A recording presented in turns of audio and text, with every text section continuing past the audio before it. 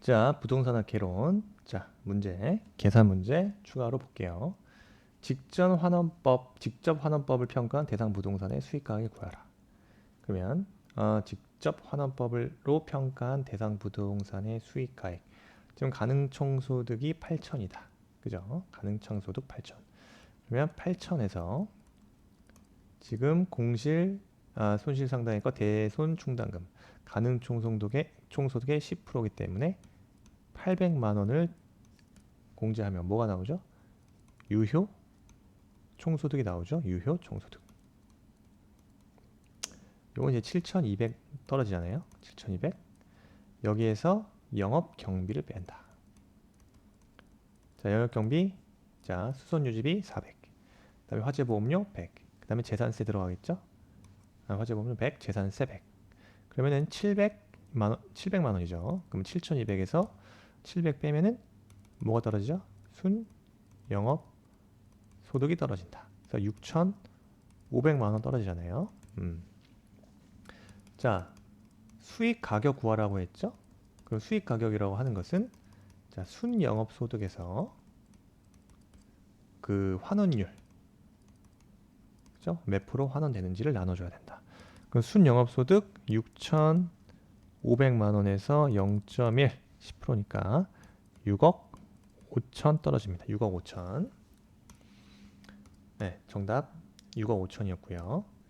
자, 부동산 개념 설명으로 틀린 걸 골라라 그랬죠. 틀린 거. 자, 1번 복합 개념 부동산. 이란 부동산을 법률적, 경제적, 기술적 측면 등, 즉 복합된 개념으로 이해한다. 그죠? 그렇습니다. 그 다음에 부동산은 토지 및 정착물. 맞고요. 자, 기술적 개념의 부동산은 그 생산 요소, 자산, 공간, 자연 등을 의미한다. 좀 짬뽕 시켜놨죠. 기술적 개념의 부동산과 뭘 짬뽕 시켰다? 경제적 개념의 부동산. 그러면 경제적 개념의 부동산은 자, 여기서 말하는 생산 요소와 자산 등은 경제적 개념에 해당하죠. 그래서 생산 요소, 자산 이런 것들은 경제적 개념입니다. 공간, 자연 등은 자연, 공간, 뭐 위치 이런 것들이죠. 환경. 이건 물리적 혹은 기술적 개념의 부동산이다. 그래서 3번이 틀렸네요. 자, 준부동산은 등기 등록 공시 방법을 갖춤으로써 부동산에 준하여 취급되는 특정의 동산을 말한다. 대표적으로 선박이 있고 항공기처럼요. 등기 등록의 공시 방법을 갖춤으로써 부동산에 준하여 취급하는 특정 동산을 말한다. 그죠? 4번도 맞는 지문. 토지와 건물이 각각 독립된 거래의 객체이면서도 마치 하나에 결합된 상태로 다루어져 부동산 활동의 대상으로 인식될 때 이를 복합 부동산이라고 한다. 맞죠? 예. 자, 부동산 공급 곡선에 대한 설명으로 틀린 걸 골라라 그랬습니다. 틀린 거. 지금 체크가 됐네요. 4번 정답인데 토지의 용도의 다양성으로 인해서 우하향하는 공급 곡선. 예, 공급 곡선은 우하향하지 않죠.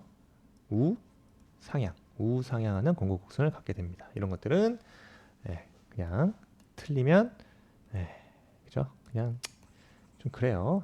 틀리면 좀 그래요. 부동산 개발에 대한 설명. 가장 옳은 걸 골라라. 그래서 자, 흡수율 분석은 자, 부동산 시장의 과거 추세를 정확하게 파악하는 것이 주된 목적이다. 투자 결정 분석은 부동산 개발에 영향을 미치는 인근 환경 요소의 현황과 전망을 분석하는 과정이다. 자, 부동산 그 개발에 영향을 미치는 인근 환경 요소의 현황과 전망을 분석하는 과정. 이거 뭐다? 투자 결정 분석이 아니라 시장 분석. 그 중에서도 인근 지역 분석이다. 그래서 1번 지금 살짝 어려운 지문이었죠? 그래서 몰랐으면 넘어갑시다. 네, 가장 옳은 것은 자, 개발 사업에 있어서 법률적 위협은 용도 지역, 지구재와 같은 사법적 측면, 그다음에 소유권 관계와 같은 공법적 측면, 그죠? 여기서 말하는 이 사법, 민사법 할 때 이게 민사법적 측면입니다. 근데 용도 지역 지구재는 누가 봐도 공법적 측면이죠? 공법적 측면. 우리 공법에서 배우잖아요. 그다음에 소유권 관계는 민법인 내용이잖아요. 그럼 사법이다. 자, 이런 것들 헷갈리시면 안 되죠. 그다음에 개발사업 지구, 군사시설, 보호구역이 일부 포함되어 사업이 지연되었다면 이는 시장 위험 분석을 소홀히 한 결과가 아니라 법률적 위험. 그죠? 법률적 위험을 소홀히 한 결과다. 정답 뭡니까? 네, 5번이네요. 예비적 타당성 분석 단계에서는 개발 사업이 완공되었을 때 기대되는 편익과 비용을 계략적으로 추계하여 사업성을 검토한다. 맞습니다. 그래서 이런 문제도 나왔네요. 자, 우리나라에서 현행 시행하지 않은 부동산 정책 뭐가 있냐? 종합토지세 시행하고 있지 않죠? 그래서 이런 것들 종합토지세 현재 시행하고 있지 않다 이겁니다. 그 다음에 공안지세 아니죠. 토지 거래 허가제 시행되고 있는 제도 부동산 정책이고 택지 소유 상한제 이것도 아니죠. 그 외에 나머지 분양가 상한제, 개발이익 환수제, 실거래 신고제, 부동산 실명제 다 시행되고 있다 이거죠. 개발이익 환수는 대장동, 그죠? 대장동 사건 기억하시면 된다.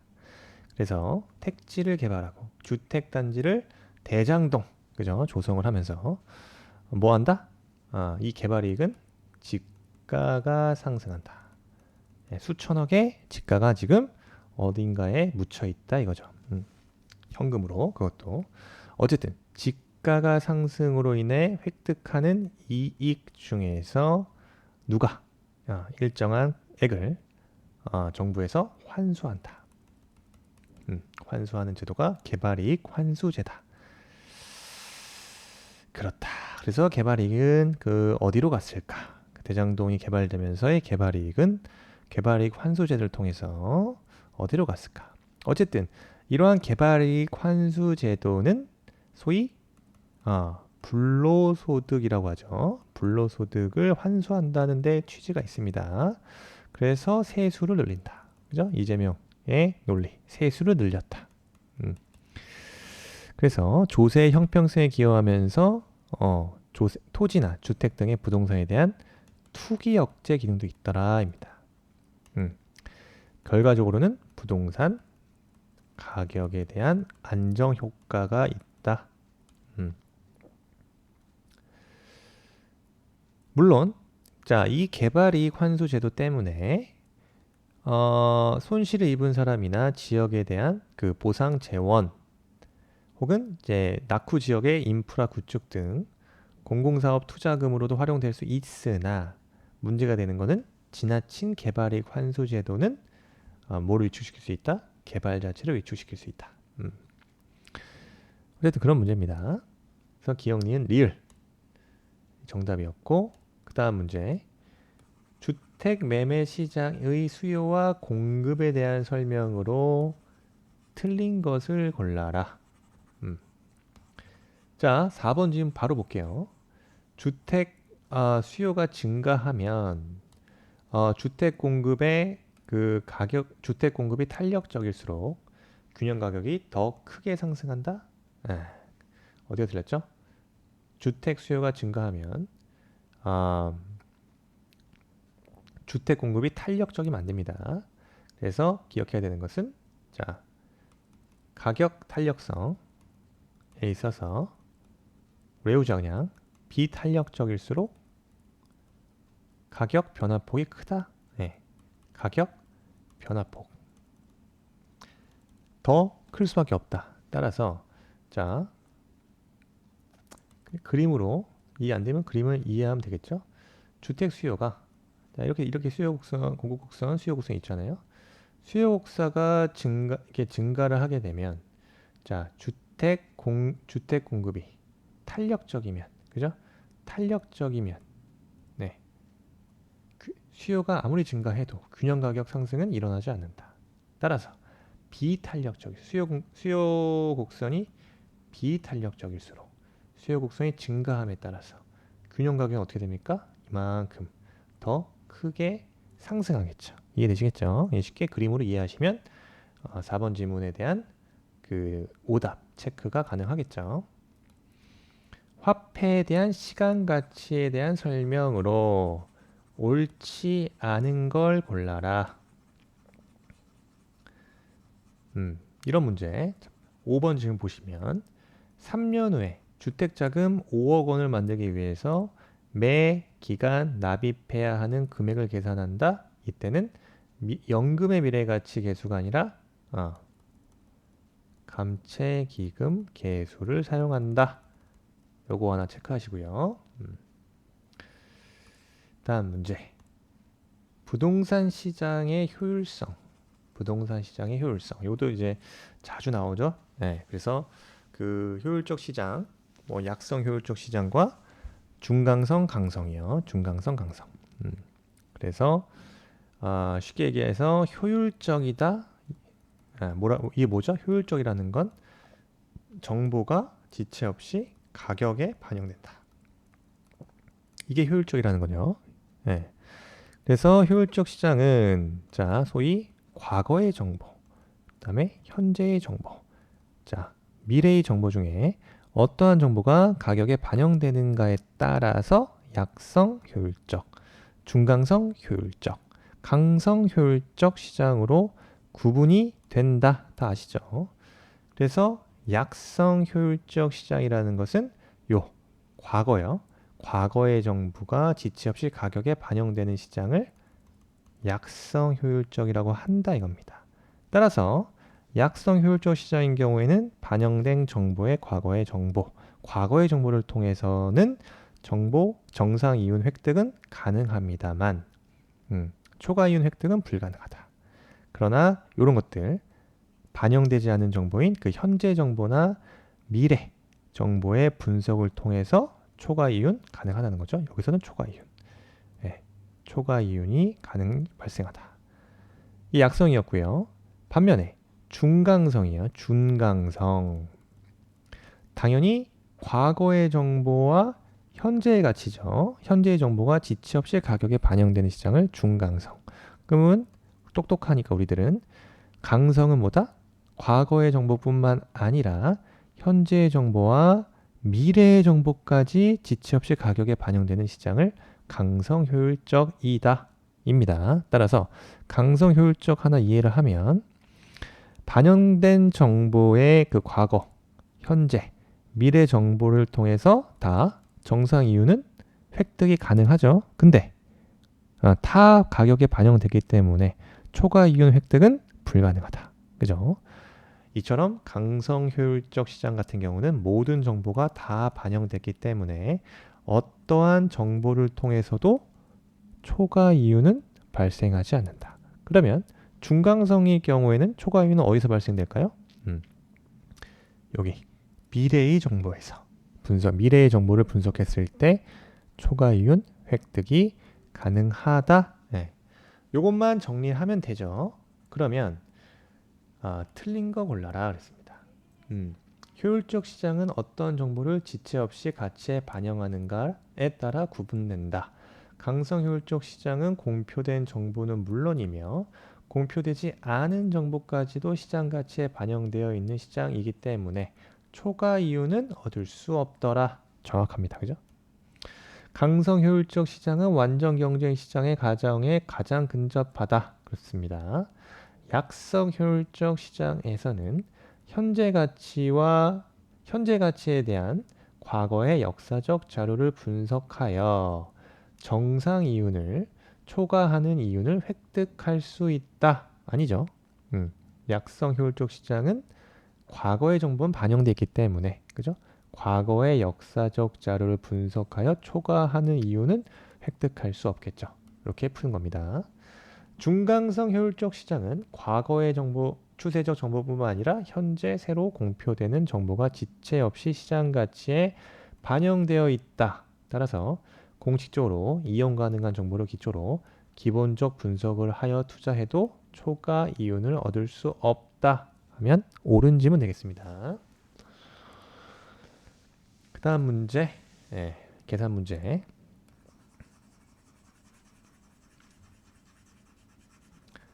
자, 함께 풀어보시죠. 함께 풀어봐야. 함께 풀어야 의미가 있다 이거죠. 자, 부동산 투자 시 타인 자본을 활용하지 않는 경우와 타인 자본을 50% 활용하는 경우로 나누어서 각각의 1년간 자기 자본 수익률을 구해라 이거죠.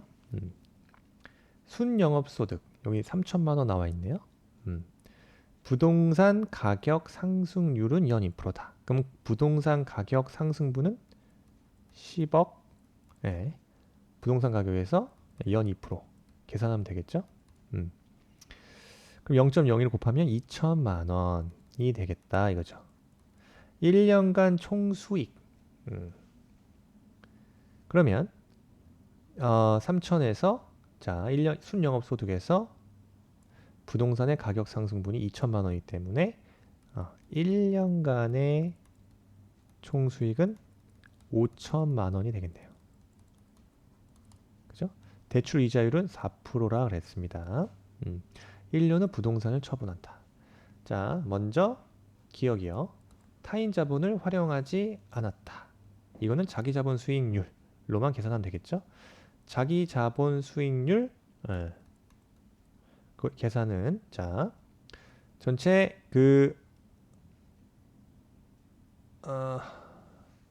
얼마입니까? 10만. 자기 자본을 활용하지 않는 경우와 자기 자본 타인 즉 뭐예요? 타인 자본을 활용하지 않는 경우 즉 자기 자본 수익률을 구하라는 거죠. 자기 자본 수익률. 자기 자본 수익률은 자 5천.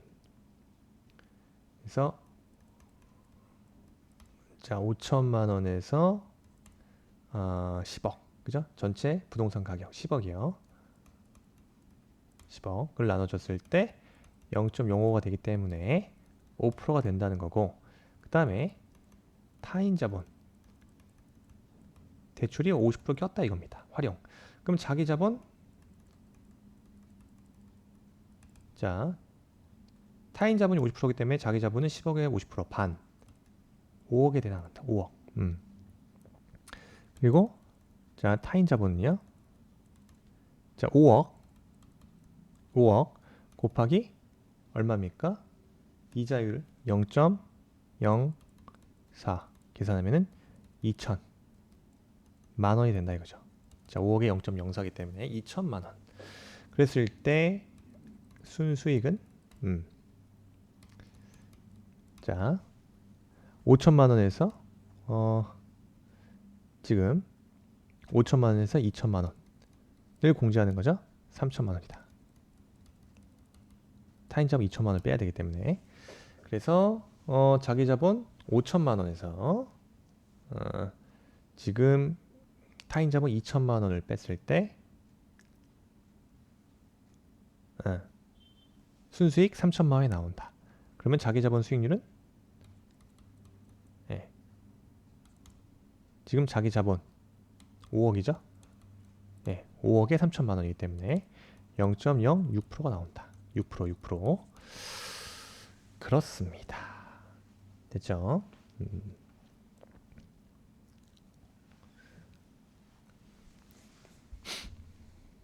그래서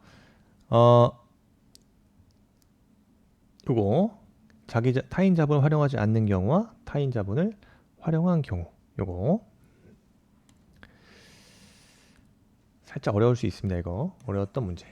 그 다음에 부동산 투자 타당성 분석 기법 설명으로 틀린 걸 골라라. 틀린 거요. 그래서 이번 지문 그냥 기억하세요. 여러 투자 안에 투자 순위를 우선순위를 결정할 때 순현가법과 내부 수익률 법 중에 어느 방법을 적용하더라도 투자 우선순위는 달라집니다. 달라져요. 네, 달라질 수 있다 이거죠. 그래서 대체적으로 그 투자에 대한 의사결정을 할 때, 그러니까 순현가법과 내부 수익률법 중에 어느 방법을 적용하는가? 당연히 순현가법을 적용하겠죠. 그래서 순현가법은 투자안 혹은 단일 투자안의 경우 순현가가 가장 큰 투자안을 채택하는 거다. 그래서 순현가가 0보다 컸을 때, 그죠? 0보다 큰 투자안들 중에서 가장 높은 투자안을 최적한다. 내부 수익률법을 이용했을 경우에는 내부 수익률이 가장 큰 투자를 채택한다는 거예요. 그래서 우선순위는 순현가법과 내부 수익률법 중에 어느 걸 적용하는가에 따라서 투자의 우선순위는 달라지게 되죠. 2번 지문 기억하시고. 그래서 내부 수익률법은 내부 수익률을 투자자의 요구 수익률과 비교해서 투자의 의사결정을 결정하는 방법이다. 됐습니다. 요 지문 하나 보시면 되고, 그 다음에 부동산 투자 분석 기법에 대한 설명으로 틀린 걸 골라라. 동일한 현금 흐름의 투자안이라 하더라도 투자자의 요구 수익률에 따라 순현재 가치가 달라질 수 있다. 요구 수익률에 따라 달라지겠죠. 4번 질문 그냥 바로 볼게요. 재투자율의 가정에 있어서 순현재 가치법보다 내부 수익률법이 더 합리적이다? 반대로 해석했죠? 자, 재투자율 가정에 있어서는 순현재 가치법이 내부 수익률보다 더 합리적입니다. 반대로 내부 수익률법이 덜 합리적이죠. 왜? 순현재 가치법은 뭘 사용하죠? 재투자율로 요구 수익률. 이걸 사용하는데 내부 수익률법에서는 요구 수익률이 아니라 내부 수익률을 사용하기 때문에. 예. 그래서 일반적으로 순현재 가치법이 내부 수익률법보다 투자 판단의 중거로 사용된다는 겁니다. 그래서 요거 4번 지문. 전 문제와 동일한 비슷한 문제입니다. 나머지 지문. 투자 규모의 차이가 있는 상호 배타적인 투자안의 경우 순현재 가치법과 수익성 지수법을 통해 의사결정이 달라질 수 있다. 그런가 보다. 순현재 가치법은 가치자산 원리가 적용되나 내부 수익률법에서는 가치자산 원리가 적용되지 않는다. 맞아요. 그래서 상호 좀 배타적인 복수의 투자안이 있다면 순현가법에 있어서는 타당성 있는 사업이 내부 수익률법으로 구했을 때는 타당성이 없을 수도 있다 이겁니다. 다음에 회수기간법은 회수기간 이후의 현금 흐름을 고려하지 않는다. 이런 단점이 있다입니다.